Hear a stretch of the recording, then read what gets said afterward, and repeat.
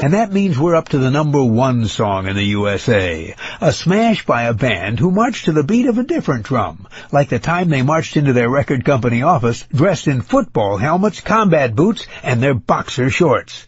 This band from Southern California has been described as a crazy crew who will do anything for a laugh. And they demonstrated that point when they showed up at the Los Angeles offices of Atlantic Records with the master tape for their debut album, Lemonade and Brownies. It was a quiet afternoon in the company's sedate, elegant offices when a strange sound was heard coming down the hall. Staffers strained to listen, trying to figure out what that sound was. And it soon became clear that it was the sound of marching feet and men chanting the traditional march cadence of hut, 2, 3, 4.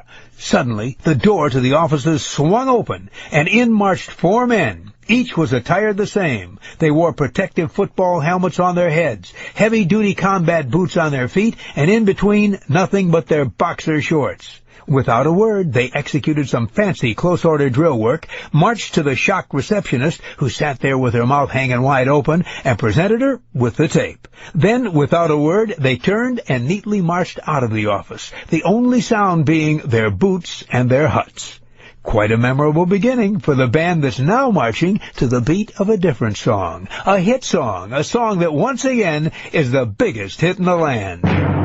Here's Sugar Ray at number one for a fourth big week on American Top 40 with Every Morning.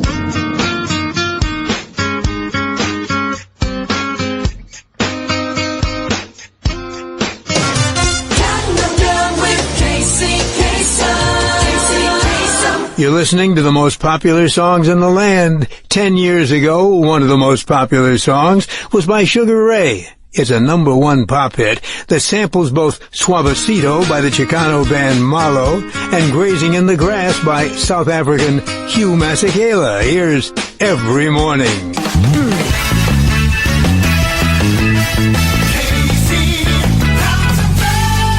And that means we're up to the number one song of 1999. It's from an album whose title was inspired by a saying made famous by artist Andy Warhol.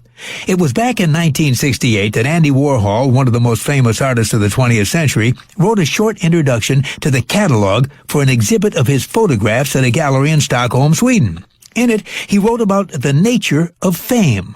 He said, quote, "In the future, everyone will be world famous for 15 minutes.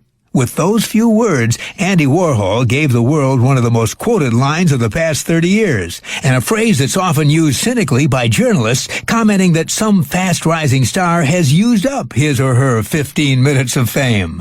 Such is the case with the group called Sugar Ray.